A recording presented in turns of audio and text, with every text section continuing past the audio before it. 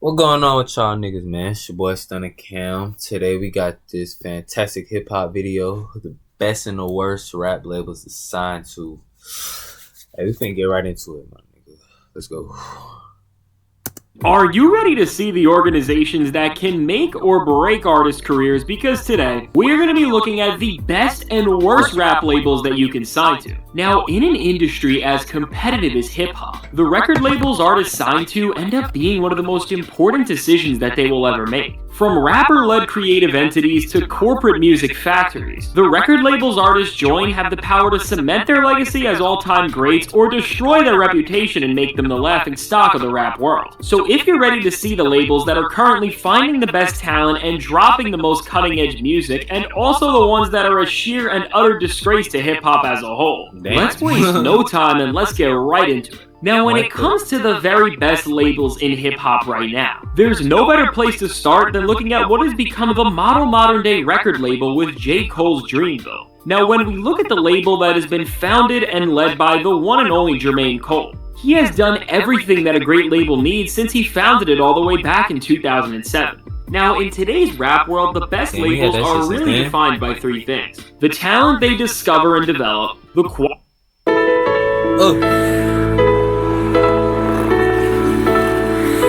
Heartburn makes you queasy?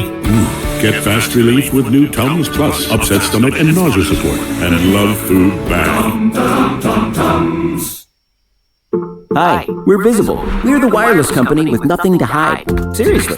Hidden fees? We don't have them. Annual contracts? Quality of the music they put out, and of course the success they have putting all this together. And when it comes to Dreamville, nobody has done these things better than them recently. Now, while many labels that are led by the biggest superstars in the game tend to put all of the attention to themselves as they push the rest of their artists to the sideline, Dreamville has done the opposite, as J. Cole has worked just as hard to discover new rappers as he has on his own craft. This is why at the same time as Cole released iconic albums like For Your Eyes Only, KOD, and The Offseason, artists like Boz, Earth Gang, and of course JID were able to really assert themselves into the rap world. And when it comes to the success of this label, right alongside J. Cole, JID has become just as important to Dreamville as he has cemented himself as an absolute megastar in his own regard with the acclaim of albums like The Forever Story and the virality of songs like Surround Sound. Now with Dreamville, the artists on the roster are not treated like employees or clients to Cole and crew, but instead, J. Cole has built this group to be like a family, so he has directly mentored and worked with these rappers to help them actualize their full potential.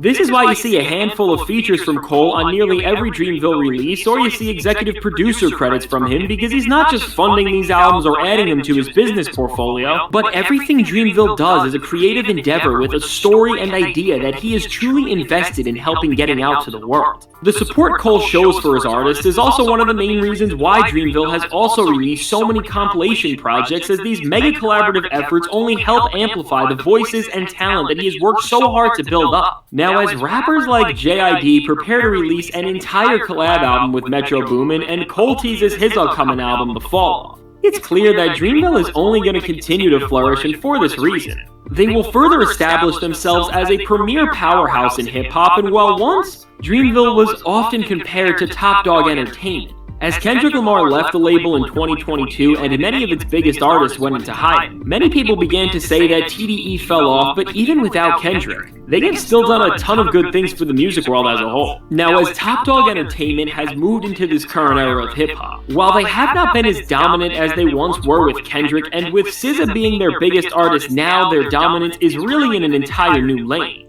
In terms of what they have been bringing to the hip-hop world, things have been pretty mixed for them overall. On one side, it seems like things in the TDE camp have gone pretty bad, as newer signees like Reason have publicly stated that the label and its roster do not support him or give him the proper resources and promotion to build his career, and with so many of its biggest stars not releasing new music for up to over 6 years, it seems like Top Dog Entertainment has no longer been giving artists the tools that they need to make the albums they want. But at the same time as all this, when rappers on TDE do drop, they tend to release great projects. We just saw this firsthand with Schoolboy Q and his first album since 2019, Blue Lips, which between its mature rapping and dynamic musical atmosphere is truly one of the best made and most compelling rap albums that hip-hop has seen in quite some time. But while this album is great and other records like Absol's Herbert and Isaiah Rashad's The House is Burning were all received pretty well by fans. Even with all the acclaim, it seems like these insanely long wait times have hurt the commercial success and total impact that these records could have had if they were released sooner. So with Top Dog Entertainment today, while their legacy artists keep giving us great music, I don't think it's a place that any new rapper should sign to, as really everything great that they did as a record label left with them and followed Kendrick Lamar and his new imprint PG Lang. Now ever since Kendrick Lamar and Dave Free founded PG Lang in 2020, while their output hasn't been massive, they have been establishing a top-tier creative agency that is built to empower artists in ways that have never been seen before. Now with PG Lang, while many labels try to build out as big of rosters as they possibly can, the approach they have taken has been quite the opposite. Kendrick Lamar has focused on quality over quantity, with the label only having 3 rappers on their roster, with Kendrick himself, his cousin Baby Keem, and Tana Leone, and this is entirely intentional as Kendrick only signed artists who he sees absolute potential in. Now with PG Lang so far, it seems like every artist and project released have worked in unison with one another to all tell a continuous story that is only binded by the one-of-a-kind vision that the label has. We saw this unravel directly in 2021 and 2022 as Baby Keem and Kendrick Lamar made their grand welcoming to the world with the track Family Ties, which built up hype for Baby Keem's album The Melodic Blue, but also Kendrick's long-awaited return to hip-hop, which would become Mr. Morale and the Big Steppers. From the releases of The Melodic Blue and Mr. Morale feeling like companion records to one another, to Kendrick featuring both Baby Keem and Tana Leone on some of Mr. Morale and the Big Steppers' most significant moments. With PG Lang, everything has been done with purpose and prowess, and this has made all of the music they've given us so far have so much impact and replayability. So as Kendrick Lamar continues to build this label and Baby Keem only becomes a bigger star, I would bet that PG Lang only becomes a more important creative powerhouse that any rapper would be honored to join, and while going to this label may be an honor, one of the worst labels a rapper can be signed to is the absolute joke of Drake's OVO sound. Now, whether it was mismanaging the careers of so many melodic rappers and singers and only really using them for ghostwriting and reference tracks, or it was the signing of abysmal rappers like Smiley, OVO sound really feels like a joke of a label that has only been used to benefit Drake's own personal brand at the expense of everybody else. Signing to this label really seems like a sentence to destroy your career, as all of the talent is brushed to the side or never really even acknowledged by Drake publicly. It's honestly sad because while other rappers like Kendrick and Cole have used their own careers to help amplify and elevate the talent that they have been working directly with, it seems like Drake never wants anything to do with his artists, as they are barely seen featuring on any of his massive albums, and considering that Drake's music is only made in the first place to make money and to not actually do anything meaningful, it makes no sense why he wouldn't help the artist who he literally has a personal investment in.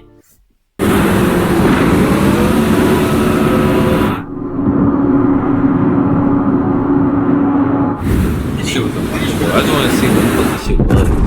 To be. There's really nothing good to say about this label, as it's really so much of a joke that most people don't even remember that Drake has a label, so whatever you do, if you're an artist, stay far away from OVO's sound. But when we look at how bad this label is, in a way, I guess we can't put all of the blame on Drake, because he himself learned from Birdman, who has run one of the shadiest labels to this day in Cash Money. Now for Cash Money Records, while once they were known for treating Lil Wayne so bad that he almost retired from music, and they were able to still find success despite all this drama because Birdman had a stake in all of Drake and Nicki Minaj's albums up until 2018, today, this label is an absolute joke, as they harvest some of the worst rappers in all of hip-hop. And if you don't believe it, to put this into perspective, the most popular artist they have signed to them today is Blueface. It is that bad. Now, when you see the steaming pile of garbage that is Cash Money Records today, it's really not surprising how the label that once housed Lil Wayne and was the parent company to his Young Money imprint has fallen so far from grace, considering the horrible reputation they built in the 2010s, and as they somehow continue to exist.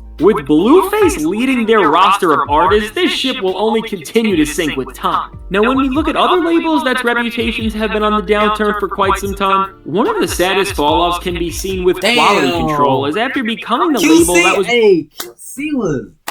QC was, they had everybody.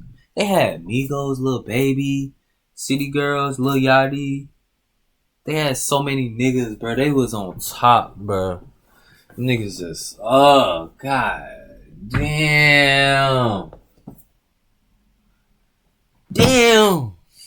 Really the tastemakers forming all of the buzzing trends in the late 2010s. They are now a shell of themselves filled with some of the most lazy and complacent artists out today. Now outside of Lil Yachty, who has been carrying this label on his back with brilliant releases like his 2023 album Let's Start Here and so many other amazing singles, the rest of the QC crew has lost the touch that made them so renowned just a few years ago. Whether it's the City Girls, who were QC's answer to all of the competition in the female rap scene, or Lil Baby, who has had one of the biggest fallouts in hip-hop after being seen as somebody who can become the next all-time great after his 2020 album My Turn. It seemed like once these acts got buzz around their names and began to go... Lil Baby, bro, that nigga. Lil Baby, bro, I had real high hopes for that nigga. Like, I ain't even gonna lie, back in 2020, I was actually calling that nigga the next Drake. Saying that, I meant like, I was thinking he was gonna have a run just like the nigga. I was just thinking he was gonna keep dropping shit like My Turn and it was just gonna get better and better. But no, that nigga got lazy, bro. That nigga got too many yes men around him or something. I don't know what's wrong with that nigga. The shit he been dropping has been pure like shit. It made me disappointed because like I was really like, I was hyping this nigga up. I'm thinking this nigga was gonna go on a Lil Wayne run, bro. Get disappointed every time I think about that shit. 20 album My Turn. It seemed like once these acts got buzz around their names and began to garner so much hype and attention, they stopped pushing themselves and caring at all about the music they were putting out. Now what's made everything even sadder for Quality Control has been the downfall of the Migos, which between Offset leaving the group and even suing the label and leaving it to the unfortunate passing of Takeoff, the trio that defined what Quality Control stood for has now been destroyed, and all that's left is Quavo, and while he still continues to release music, it's just not the same without his family-turned-rap group behind him. Now, while Quality Control has faced a lot of problems, as we've seen Lil Yachty redefine what a rapper like him can do, it's clear that despite all of the struggles and drama that has been tearing up the label, there is an organization that, on some level, is trying to do the best by their artists, so while QC is no longer a premier destination for rappers to sign to, its downfall hasn't been as severe as some have made it out to be, and who knows, maybe they will turn it around. Now, as Lil Baby has fallen off, one of the main reasons many think is behind his decline has been due to the absolute insanity going on at his mentor Young Thug's YSL Records, as Thug has been in a highly publicized RICO case along with many other members of his label. Now, very similar to QC, YSL was a label that was responsible for setting so many of the biggest trends in hip-hop, and during 2022, when Young Thug was very much still on top of the world and Gunna was having a career year at the time, they and many other label mates were locked up in a case that has been going on to this day, and as it's continued and members like Lil Duke and Gunna have been released, there has only been more tension created between the label. Now, when it comes to what's been going on in YSL as a label, as Gunna is now a free man, there has been non-stop drama centered around if Gunna is a snitch and also speculating on what his current relationship is with Young Thug as a whole. Now, between all the subliminal disses that seem to be on Young Thug's Business is Business album and the silent treatment that Gunna has received from his former right-hand man in Lil Baby, along with many other of his most prominent collaborators, he has been seemingly blackballed from the spaces he was once embraced at. Meanwhile, everybody in the rap world continues to ride for Young Thug, while the label has faced so many problems, and even Young Thug's album with what seemed like the entire industry on it underperformed. The only artist keeping them afloat has been Gunna, whose 2023 record, A Gift and a Curse, became not just the biggest album of his career, but one of the most successful of last year as a whole. So with YSL, as long as Thug and Gunna remain at odds and the group's case continues on, this label just has no place doing anything music related, and with the future of it depending on what happens to Young Thug himself. It's scary to say, but we don't even know if this label will be here in the months to come. Now, when it comes to drama in hip-hop, right alongside Thug and Gunna, no other rapper has been in more controversy recently than Kanye West, and as his former label Good Music dissolved and longtime members like Pusha T and Big Sean left, along with its parent company Def Jam shutting it down as a whole, I sprinkled some baking soda on our laundry and they came out smelling way more fresh. Join me in the Sustainable Swap Challenge and learn became an independent artist under his own Yeezy imprint, and as Ye has begun to release new music and show ambitions to help give even more artists their ownership back, it seems like Kanye could be expanding this creative entity into something way more threatening for the larger music industry. Now, with Ty Dolla $ign already releasing the Vultures albums with Ye, who knows if he will end up becoming the first artist to sign to this label when he gets out of the deal he is currently in. And beyond Ty, Kanye has hinted at Lil Durk joining his own team as Ye tries to help get him out of a contract that he's stuck in currently. Now, doing any sort of business with Kanye is definitely a risk, but considering that when he was locked in with signees like Pusha T or even Common and John Legend all the way back in the 2000s, he was able to show just how great of a producer he was, and I think a lot of artists will be intrigued by the prospect of teaming up with Ye, but time will only tell if this label is truly going to be worth something bigger than just Kanye West. Now, one artist who has stayed so close to Kanye over the years has been Travis Scott, and as Trav found his own imprint, Cactus Jack Records. While it seems like Trav has done a great job at keeping his ear to what's hot to find new talent just like Kanye did, when it comes to giving these artists the proper development that they need to build strong careers of their own, it's a much different story. Now, with Cactus Jack Records only being composed of Travis himself, Sheck West, Don Toliver, and SoFago, overall, this is a concise but talented group of individuals, but when it comes to how all of these artists' careers have turned out to this point, they have all seen varied results. Now, Don Toliver has been by far the most successful artist out of this group as he's developed his own signature sound and he has built a super strong fan base through his dedicated work ethic, which has given us 3 albums since 2020, but beyond Don.